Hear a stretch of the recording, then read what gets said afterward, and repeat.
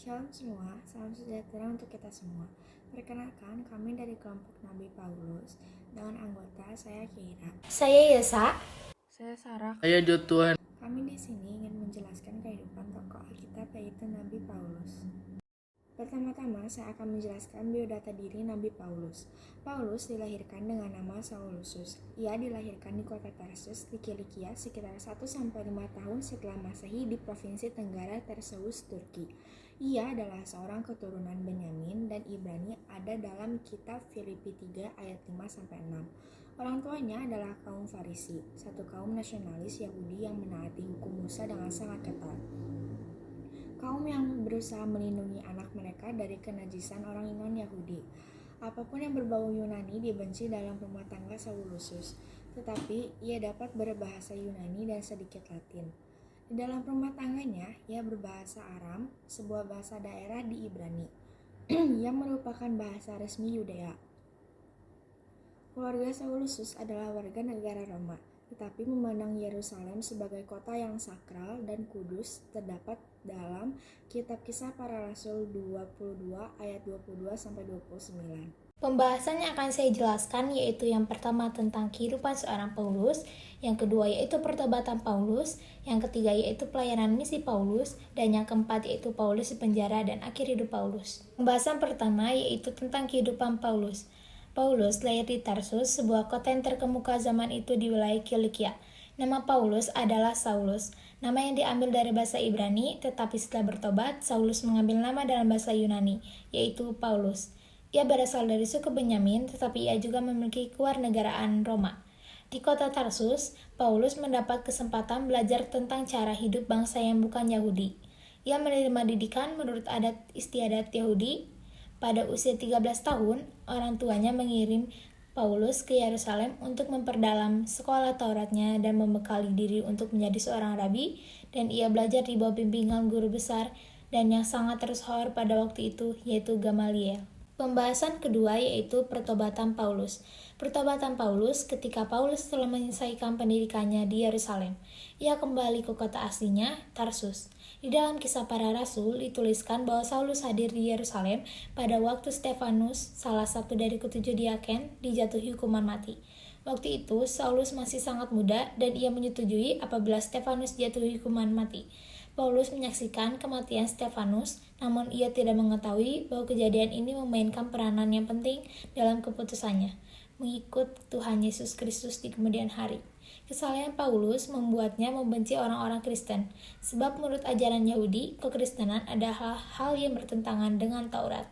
Paulus memiliki surat kuasa dari iman kepala untuk menangkap dan membinasakan orang-orang Kristen. Pertobatan Paulus terjadi ketika ia mendekati kota Damsyik.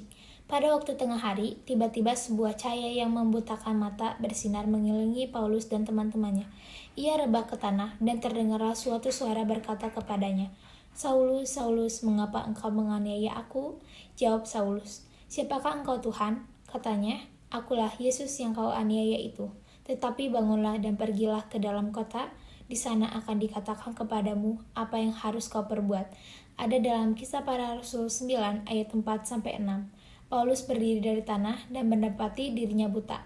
Saat itu, orang Farisi yang sombong ini berubah menjadi seorang yang kesakitan, gemetar, meraba-raba, dan bergantung pada tangan orang lain yang menuntunnya sampai ia tiba di Damsyik. Ia pergi ke rumah Yudas. Di sana, ia tinggal selama 3 hari, dan selama 3 hari itu pula, Paulus berdoa serta berpuasa. Mulai saat itu, seluruh hidupnya telah berubah setelah pertemuannya dengan Kristus.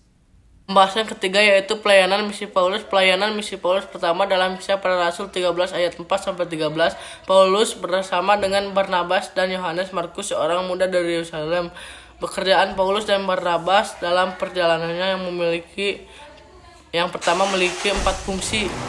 Mereka adalah penginjil, mereka melayani sebagai guru, mereka adalah konselor atau penasehat, mereka juga bertindak sebagai penuntun atau pembimbing pada masalah organisasi jemaat. Kedua, pada perjalanan yang kedua ini, Paulus dan Barnabas mengunjungi Tesalonika, Berea, Athena, dan Korintus. Paulus berada di Korintus selama 2 tahun dan ia telah melakukan banyak hal di kota ini. Ketiga, di dalam perjalanan misinya yang pertama dan kedua, Paulus banyak menghabiskan waktunya untuk memenangkan orang-orang bagi Kristus. Namun dalam perjalanannya yang ketiga ini, Paulus merasa perlu untuk meluangkan lebih banyak waktunya untuk menyampaikan hal-hal yang lain. Oleh karena itu, pada perjalanannya yang ketiga ini, Paulus banyak mengajar jemaat-jemaat. Berikut adalah pengajaran Paulus. Manusia telah gagal menjadi benar dengan usaha mereka sendiri. Roma 3 ayat 23. Tidak ada manusia yang dapat menyelamatkan dirinya sendiri. Roma 6 ayat 23. Yesus Kristus adalah pembebas dosa-dosa manusia. Roma 10 ayat 9-10. Kristus adalah pusat dan kemuliaan dari rencana penebusan Allah. Roma 5 ayat 1-11. Pasal keempat yaitu Paulus di penjara dan akhir hidup Paulus. Meskipun Paulus di penjara, ia dapat masih memenangkan banyak jiwa bagi Kristus. Ia menulis beberapa surat kepada para jemaatnya.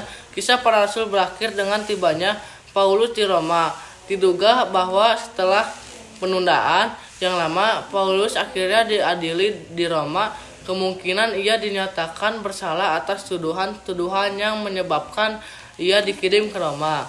Tuhan yang bangkit telah mengutusnya sebagai rasul kepada orang-orang yang bukan Yahudi. Dia bertugas untuk membuka mata mereka supaya mereka berbalik dari kegelapan kepada terang dan dari kuasa iblis kepada Allah, supaya mereka oleh iman kepadaku memperoleh pengampunan dosa dan mendapat bagian dalam apa yang ditentukan untuk orang-orang yang dikuduskan. Kisah para Rasul 26 ayat 18. Ia mendekati kota Roma dengan perasaan puas karena mengetahui bahwa di setiap pusat strategis di seluruh dunia yang dikenal pada waktu itu, ada kelompok orang yang percaya kepada Kristus dan hidupnya dibimbing oleh Kristus.